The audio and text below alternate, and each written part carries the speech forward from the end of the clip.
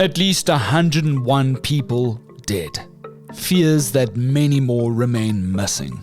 With a cold front hitting the region and a premier currently on leave. We crossed a flood-stricken Eastern Cape for the latest update from journalist Sitandiwe Valapi. I was looking at my cell phone, like taking pictures, and I realized that some of the pictures that I took had dead bodies that I did not even realize when I was taking those pictures that it was something else. I mean, the village was quiet. Each and every household in that village had one or two persons that were missing. And the most, difficult part would be for the people to say, I don't even know where, if they are alive or not. Later in the show, some axed, some survived. It's been a seesaw week on the local political front. And finally, we get the lowdown on the Boks versus the Barbars this Saturday in the Mother City. This match is not known as an official test match, but the Springboks are definitely treating it as such. If the Barbarians are going to try and throw it around and the Boks are sticking to their structures, there's a bit of rain around. If you look at the preparation that the Barbarians have had, then I think it's going to be a relatively easy win for the Springboks. To stay tuned to the lead for every edition, hit the follow and subscribe buttons on our Spotify, Apple, and YouTube podcast channels. Don't forget your voice notes ring out at the end of the show. Here's a quick snippet. So really, she would definitely be misguided in what she says, because who is she consulting with? Does she even know what are the right questions to ask? I mean, really. And if you'd like to engage us on this episode's topics, you can do so by sending your thoughts and opinions to our official The Lead WhatsApp line. That's 072 562 3179. My name's Graham Rowe and I'm a What a Week It's Been. Let's chat all this and more right here on The Lead on News 24. As Cape Townians mop up after a storm brought heavy rains, residents in the Eastern Cape are now bracing for even more showers and possibly snow. That's following the devastating floods in Mthatha and its surrounds earlier this month. At least 100 people have been confirmed dead thus far. Thousands others have been left homeless since the June 10th floods. Now though, just as survivors catch their breath and rebuild their livelihoods, another intense cold front is barreling toward the Eastern Cape as we speak. Our East London correspondent Sitandiwe Valapi joins us live on the line now for an update on the rescue and recovery efforts. Inkosi kakhulu Sitandiwe, and welcome to the lead. Nkosi Graham, and good afternoon to all the viewers and listeners, and thank you very much for the opportunity. Indeed, Sitandiwe, tell us what are the latest confirmed figures. We had unfortunately received the news just recently that, according to the provincial authorities, the death toll had breached the 100 mark. But those figures are likely to change, right? Take us through what we know on as the confirmed figures in terms of those left homeless, those who perhaps may be missing, and the confirmed death toll at this stage. Yes, indeed. We are currently at 101 in terms of deaths. And as we all know that the floods affecting mostly the Mthatha area here in the Eastern Cape were started in terms of being recorded around 5 a.m. On 10 June. And so far, and according to the figures that were released around noon today, which is 26 June. So we're talking about 101 deaths, and in that number, so we've got 63 adults, and we've got about 38 children in that 101. And we're talking about here, Graham, we're talking about 6,869 households that have been affected. And as we all know, mostly in the Mthatha area. But if you zoom in Mthatha, you'll go in a village called Dikolini.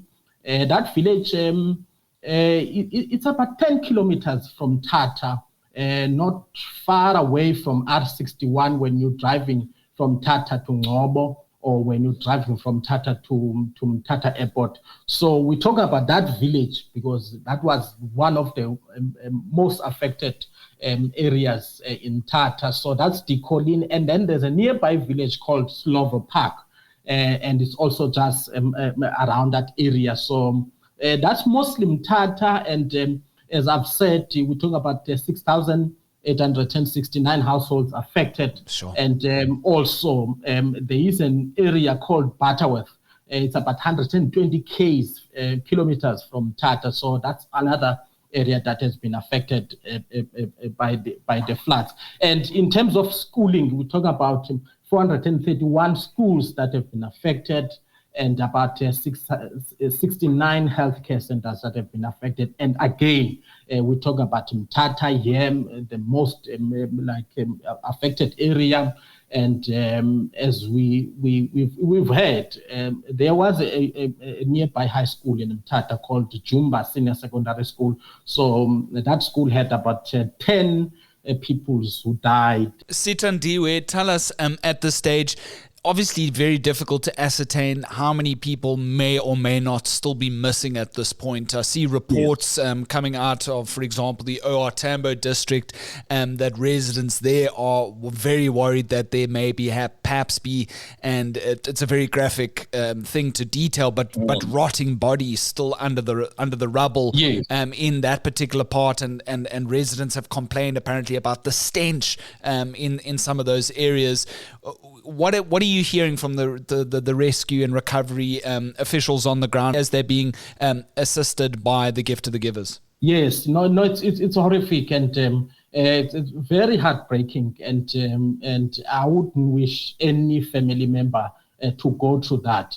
And as I've indicated earlier, it happened on the 10th of June, and we talk about 2 weeks now, and you can imagine the state of those bodies. Because some of them are just under the rubble near the river banks and stuff like that. And so people are complaining and to say the time is running out, and they would love, for authorities to recover the bodies of their relatives. And last week, the authorities, I think after the exact number of missing residents were collated and checked. So last week we were talking about 22 people who were confirmed missing, and of course, Graham, there might be some other people neighbors maybe who did not check each other, and maybe they don't know if so and so was present when the floods hit those areas. Because remember, it happened at 5 a.m. and you might imagine that at 5 a.m. in winter, it's still dark and you don't know if certain homesteads, there were people. So last week we were at a figure of around 22 people who were confirmed as missing. And of course, so many bodies have been recovered after that. So we might be talking about maybe 15 or something, but we don't know the exact number. But what I can confirm is that there are people who are still missing, and authorities are still trying to recover those bodies. Unbelievable, Sithandiwe. You spoke to one flood survivor, 22-year-old Talita Qinga in Mthatha. What did she tell you about her harrowing ordeal? Basically, she was stuck up a tree. Is that right? No, that's correct. So last week on Thursday, a week ago, there was a provincial day of mourning for families. So I noticed this young lady who was crying across the service, and after the service, I went to her to speak to her, and I could not believe when this young lady told me that she was stuck on a tree for 11 hours, because she said the floods happened, as I've said, from 5 a.m. on that 10th of June. And she was only rescued 11 hours later, and that would have been one of the most difficult moment for her. And what's saddening about Talita is that she was trying to save her family members. I mean, she was just helpless and unable to do anything. And of saddening was that one of her nephews is still missing, and was still missing. I don't know when, maybe if the body now has been recovered, but what a sad moment for that lady. And she told me that it was so very cold on that tree, and she was screaming for help, and eventually people came to rescue her. But so many of these stories may have been untold at this point, similar stories throughout the region. This has been interesting, is that amongst the early response to the floods has been these videos that went viral about the apparent situation of the Mthatha Dam, and that those dam walls sort of becoming too full. The bulging mass of water then descended onto the what some people have described the sort of Mthatha floodplains. And then we had the Water and Sanitation Minister Phemi Majudina come out and say, there's been a lot of fake news going about that, this particular Mthatha Dam has sluice gates, but in fact the dam does not have sluice gates. It has these automatic spillways. So when it becomes too full, over 100% capacity, it automatically opens. Has that sort of been cleared, from government side about possibly finding some sort of relief or alleviation in terms of this particular dam in future, so that something like this doesn't happen again? And what are residents sort of saying to you? Some people from Dikolin are talking about this Mthatha Dam, that it may have contributed to the flooding.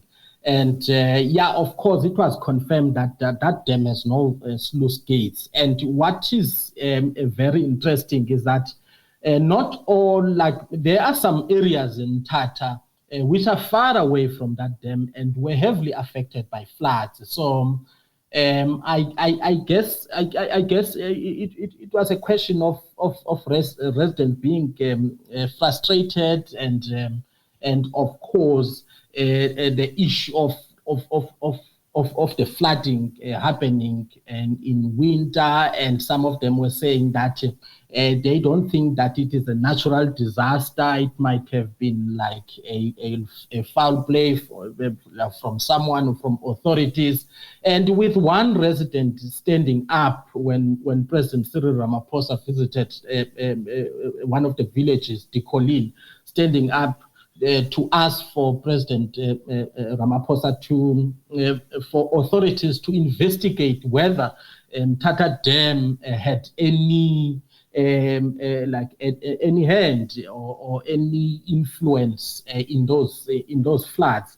Yeah, but like I've said, even Butterworth, which is about 120 kilometers from Mthatha, was affected heavily affected, with people displaced, and so I guess it's more like a natural disaster. But I think it's also important for authorities in Mthatha, especially those overseeing the operations of the Mthatha Dam, to also come on board. Of course, they've dismissed the fake news that the dam contributed, and saying, I mean, the issue was more like a natural disaster more than anything. But President Cyril Ramaphosa undertook to call for officials in the Department of Water and Sanitation to maybe investigate if there is any possible link between the dam and the natural disaster. We've already heard from Cooperative Governance Minister Velenkosini Hlabisa in Parliament, for example, Sitandiwe, coming out and saying that this is what we're seeing as the palpable reality, right, of climate change affecting this region with intense, heavy rains at this point of winter. One of the big concerns early on as well from the Human Rights Commission, as well as Gift to the Givers, Sitandiwe, has been, the lack of obviously basic services, clean water, electricity, affecting affecting those who've, managed to survive the onslaught of these floods. Do you have any idea as to where the survivors are currently standing at the moment with that? And I understand that a lot of those who've been left destitute, the thousands that you speak of, have had temporary sort of shelter for the meantime, right? Do they have access again to those basic needs?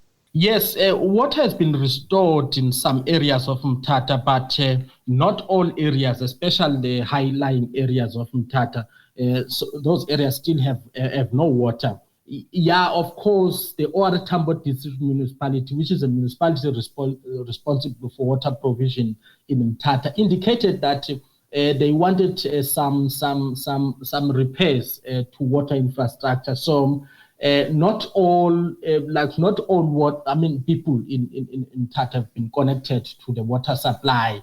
And also in Butterworth, it's the same thing. Yes, water has been restored to some communities, but not all of them. But when it comes to electricity, electricity have covered a lot of ground, the ESCOM officials, to restore electricity supply.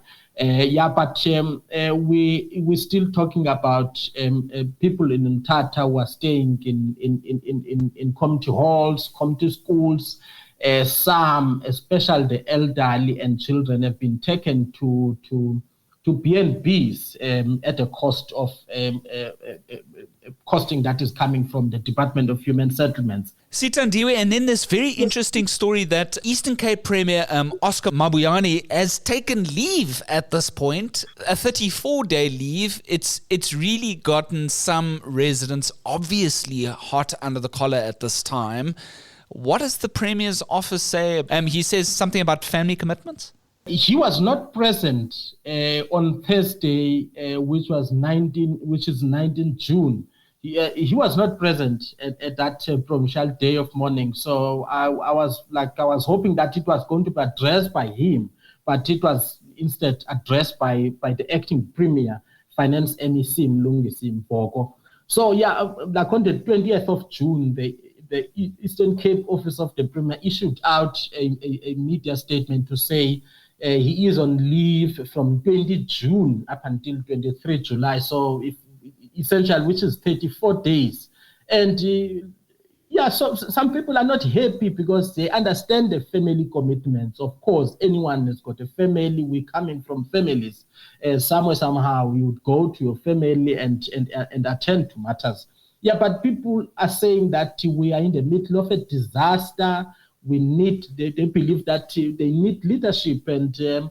Mabuani is on leave. And but of interesting, there was a communication from the ANC that Mr. Mabuani is part of provincial executive committee members to oversee a regional conference of the ANC coincidental in Mthatha, which is OR Tambo. So he's available to do ANC work, because I understand some were even saying a family responsibility leave in terms of the labor laws can't take that long. I don't know. In fact, we do know, but we understand that Mr. Mabuani is not available, but would be available for ANC work. But Sitandiwe, there's also been, and as per your reporting, sources indicating that the Premier was also apparently affected by what he had seen on the ground. Yes. What did you hear more about that? Yeah, no, I was with him and some other delegations from the provincial government on Wednesday, which was Wednesday, 11 June. Yes, that's correct, 11 June. And I can confirm that he was part of a delegation that discovered more bodies at that Dikolini village. And if I can count and remember, I think there were about 3 bodies that he discovered himself.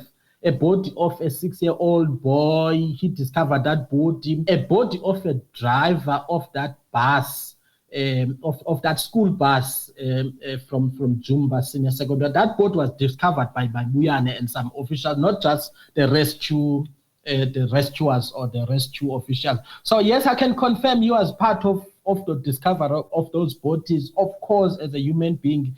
How did you feel, Sitandiwe, when you saw the devastation on the ground? taking your journalist hat off for 2 seconds here. That must have been incredibly difficult. We haven't seen something like this, obviously, we in a while. haven't seen something. No, like I've said to other people, I have covered floods before. I remember one of the most devastating floods in an area of Mdantsane. That was January 2022. And I think about there were 2 or 3 fatalities, including a police official who died while trying to save other people. Yeah, but honestly, that was it, Graham. And that was 1 day of coverage, or maybe 2 days.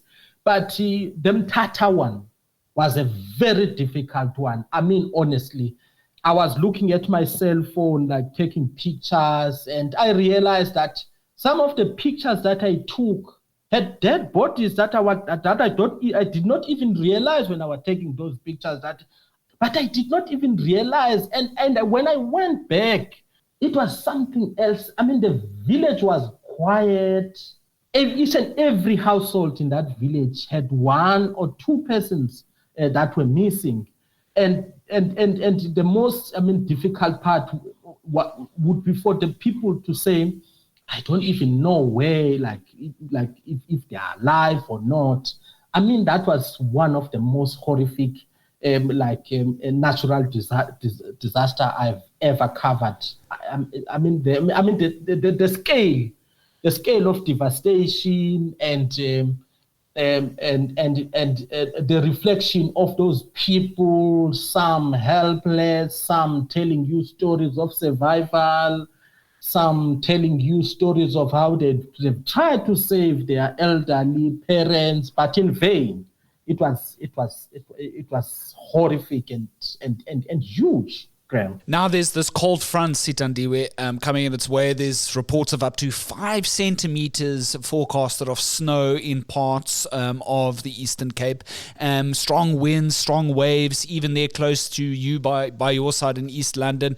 What are the authorities? What are you hearing on the ground?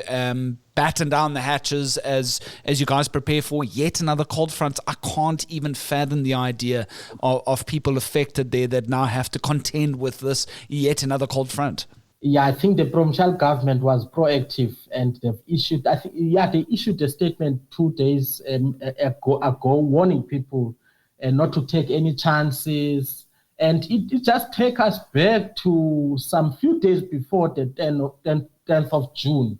When, of course, we warned and with people warned not to take unnecessary travel and stuff like that.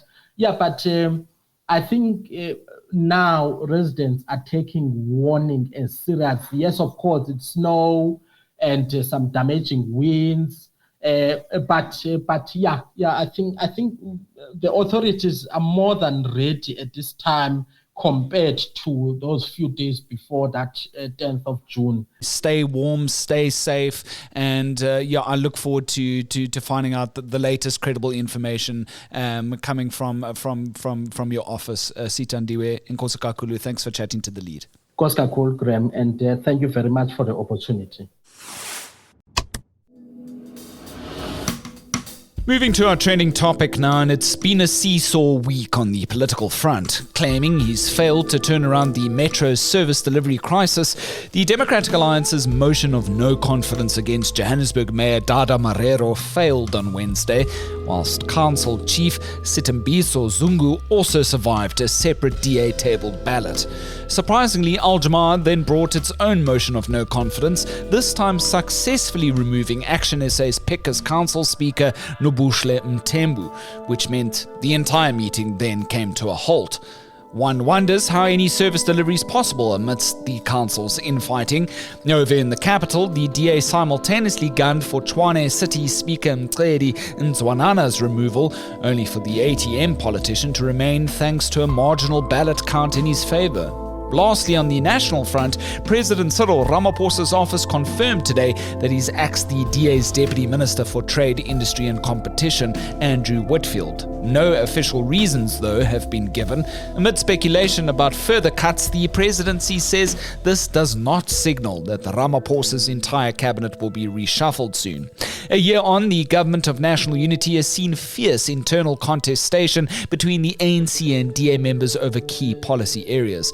It's understood that following Whitfield's ejection, the DA then called for an urgent federal executive meeting. Are you burnt out from the week that was, but need to stay in the news loop? Every Saturday morning at 6, we release The Weekender, a quirky, in-depth look at South Africa and its people. Chock full of exclusive interviews, food, wine, playlists, and opinions, The Weekender is the ultimate segue into Saturday, right here on News 24. And finally, the Springbok Test season finally gets underway this weekend with a historic clash against the Barbarians. It's historic because it's the first time the pair is squaring up on local soil. Saturday's match is at Cape Town Stadium at 5:10 in the afternoon. Joining me now in our Cape Town studios is News 24 sport rugby guru Herman Mostert. Thank you so much for your time, Herman. I really do appreciate it. I think a lot of average sort of rugby fans, not everybody knows who the Barbarians are. School me on their history a little bit, if you will. Thanks, Graham. Nice to be here. It's interesting, like you said. You know, the first time the Barbarians have travelled to South Africa to play the Boks here. Normally, traditionally, it's a match that takes place up in the Northern Hemisphere. Normally, when the Springboks would tour at the end of the year, at the end of their tour, they would play a game against the Barbarians. It's essentially an invitation team. More often than not, they would have played their home matches at Twickenham in London, and it's a team. It doesn't matter where the players come from. You can play for basically any nation in the world, and you can get picked for that. However, initially it was sort of a little bit of a shadow British and Irish Lions team, mainly made up of players, obviously England, Scotland, Wales, and Ireland. And then sort of as the years went by, you sort of saw a few New Zealanders coming in. There's always been a few Frenchmen, maybe a player from Italy, and now it's basically become a cosmopolitan team. You know, you actually see more players now from the Southern Hemisphere than maybe what you see from the Northern Hemisphere. As you would see in this this weekend's team, it's a strong, very strong New Zealand flavour. There's 6 All Blacks in the starting team, and then there's 1 on the bench, and then there are 5 non-capped All Blacks, which 5 New Zealand provincial players who play Super Rugby. So out of the match day 23, there are 12 New Zealanders basically in the team. So it's obviously the Springboks and the All Blacks. They've got a strong history. I was in a few of these presses this week, and there's definitely, you know, you get a sense that these guys are, because of the rivalry between the Springboks and the All Blacks, the Springboks have beaten the All Blacks the last 4 test matches, and these guys have a point to prove. There are a few of these guys, like Sam Cane, for instance, who was the All Black captain in the World Cup final. He got sent off with a red card in the final. He'll have a point to prove. You know, that match will probably scar him for life, but now he's got a chance to knock the Boks over in South Africa and make a bit of history. And so there's a few guys who'll be really motivated. Tail of the tape, what are we looking in terms of fixtures over the years? How many each years is a match held, and how many times has the Springboks won, and how many times has the Barbarians won? There's no set structure for that. It's not like a British Lions tour the Lions would come to South Africa every 12 years, and they would play every 4 years. They obviously go to New Zealand, Australia, and then South Africa. So it's a 12-year cycle. The Barbarians is just a team it's just put together quickly, or maybe a few months in advance. But it's always, you know, it's not cast in stone that you have to play them every number of years. You know, it is an invitation. That's why it's called an invitation team. You will also see on Saturday the players play with different socks, because they play with the socks of the clubs that they play in. So they can pick whether it's their franchise team or even their local club team. So they can pick what socks they wear. And that's always been a tradition of the Barbars as I call them, the Barbarians, but the nickname is the Barbars. So a little bit of interesting history on that as well. And what's the results look like over the years? They haven't played an awful lot. Only 8 matches played. South Africa, the Boks have only won 3 of those. They've lost 4 and drawn 1. The draw was the most recent match was in 2016 when they drew 31-all at Wembley Stadium in Cardiff. I think if I recall back, Adrian Schaas was still the Bok captain back then. Sure. It was a different era. Alistair Coetzee was still the head coach. The Boks were really struggling in that era. Like since then, they've obviously won 2 World Cups and things have changed drastically. But in recent years, and it's almost like you can almost say in the professional era, the Barbarians have not been that strong. They beat Fiji last year in a match. I think they beat 45-32. I think it's the first time they ever played against Fiji. But if you look at their recent record, it hasn't been that good. They've actually struggled because it's a different thing. Like way back in the old amateur days, like I said initially, it was essentially a British Lions team playing against the All Blacks or the Springboks. That was a proper match. Now it's sort of more of a festive team that's just put together quickly, like a few guys strung together here and there, and then they're coming up against the world champions, a team that's properly prepped. So it's been tough in the pro era for the Barbarians to win matches, and I expect it's probably going to be the same this weekend. Sia's captain for the starting 15 for the Springboks, going onto the field on Saturday. Who else has made the cut? Well, it's a nice mixture of youth and experience. Like you said, Sia is the skipper, but there are 4 uncapped players on the bench. There's hooker Marnus van der Merwe, a former Cheetahs player who plays for Scarlets in Wales now, and then he's one of the. There's a prop Asenati Ntlabakanye who plays for the Lions. He's also made the cut. And it's an experienced team as well. You've got Loot de Jager back after 2 years. He had a bit of a heart ailment. He's back in the team. You've got Oxenchair, World Cup winning prop, starting alongside the uncapped Ntlabakanye in the front row. Then a player like Sasha Feinberg Ngomezulu, he's not very experienced in terms of test caps. He's only played 8 test matches, but he's a world-class player. We all know that by now as well. And then in the midfield, you've got Damon Dalende and Jesse Creel. Those guys almost have 200 caps put together between them. And you've got Cheslin Colby, World Cup winner, on the right wing. So, a lot of experience, but mixed with a little bit of youth in between. So I think there's a nice balance for the Boks on Saturday, and especially with the team that they're playing. The Barbarians. From what I hear, they struggled to actually get this team together. On last week Friday, I had a little bit of an insider tell me that the coach Robbie Deans wasn't even sure how the team is going to look.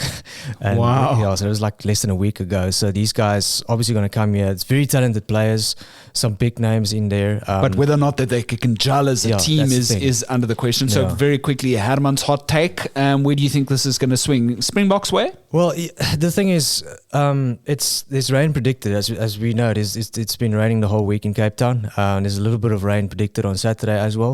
And the Barbarians is also a team renowned for, it's just part of their ethos and part of the tradition of the Barbarians is they play a running style of rugby. They don't kick a lot, and so it's obviously a more conservative game style, and that's not going to suit them when it's raining. And the Springboks, a few of the Bok players that we've interviewed in press conferences so far this week have made it clear that they're definitely not out there to just entertain. They're definitely out there to stick to the structures, to keep it tight. And if the weather's going to be the way that they predicted, the Boks are going to keep it even more tight. So they definitely, this match is not known as an official test match, but the Springboks are definitely treating it as such.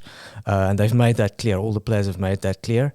And I just don't think that if the Barbarians are going to try and throw it around and the Boks are sticking to their structures, there's a bit of rain around. If you look at the preparation that the Barbarians have had, then I think it's going to be a relatively easy win for the Springboks. And hopefully a good start to the rest of the test season. Herman Mostert, our local rugby guru at News 24 Sport Desk. I really appreciate it. Thank you so much for your time and enjoy the game. Nice to be here.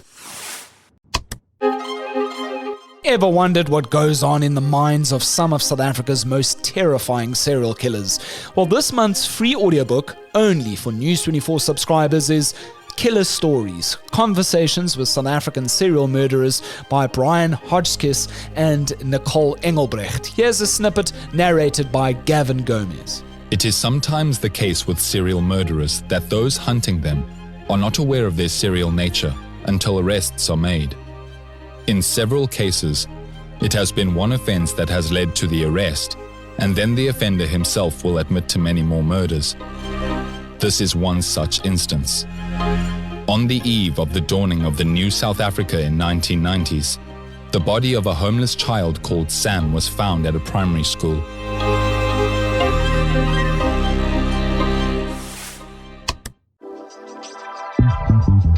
From political power plays to rugby rivalries, what a week it was. Let's hear your voice notes from the previous edition, which was the sinking South African Navy with Sikunati Mantshantsha, detailing how the Navy's limited operational capability has been scuppered in recent years.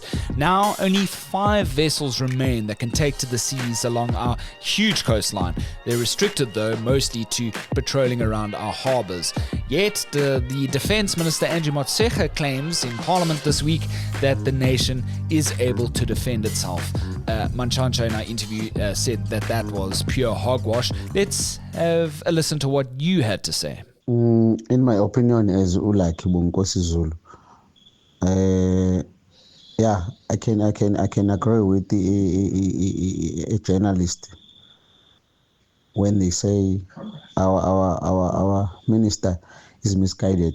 Firstly, if we take into consideration the appointment of ministers by our cabinet or our president, it tells a lot about the information and expertise of those appointed to those so-called Ikunle Phezulu. I mean, like, how will she knows? Because she doesn't have any expertise of being in military. Good evening. First and foremost, from being the Minister of Education, and now being the Minister of our defense, in the country, I mean, how do you leap from that portfolio to this portfolio where you are highly incompetent and you don't even have the right credentials, to actually own the portfolio? So really, she would definitely be misguided in what she says, because who is she consulting with? Does she even know what are the right questions to ask? I mean, really. Thank you. Yeah, good evening, everyone. As part of a follower under News 24, I don't think our mom and Jumtera is really worth it for that position given. There are veterans there who can do the job to protect our nation. Yeah, politics will be the end of us. Good evening at News 24. It's Litemba Kamane here from Port Elizabeth. I think the Minister of Defense is also misguided because, what does she mean that we are not defenseless? If you see, I know people who work at the military and they'll be saying stuff like some jets are no longer working. There are stuff that need to be fixed, the tanks. You see, it's because South Africa has never been in a war for many years. So that's the main cause. And I think the Minister of Defense and the country should also increase the defense force money, because we need defense because there's World War III coming. Iran and America and Israel under attack might cause us being into the war. So I think she's misguided too. Singibingelele News 24. So what I would like to say is the minister does not care, because if she cared, she would have went there and checked the situation herself. Now that she hasn't done any of that, that's why she's responding like we are not defenseless. They do not care. Thank you so much for all of your voice notes, all the robust discussion about the previous edition. If you'd like to get involved in today's topic, we'll play all of your voice notes out on the following Monday's edition that's coming out next week. What do you think? Do you think governments have done enough to assist the flood-stricken residents of the Eastern Cape? You can get involved in that conversation, dropping us a voice note. No, it doesn't have to be sort of time limited. Whatever's on your mind to 072 562 3179. Hit the follow and subscribe buttons, please, on your Spotify, Apple, and YouTube podcast channels. That way you can get notified of our next edition. We really appreciate all the engagement thus far. We've got a normal schedule of shows next week. That's Monday to Thursday at 7 p.m. in the evening, and the week after that as well. My name's Graham Robenheimer, and so long as there's news, we'll have the lead.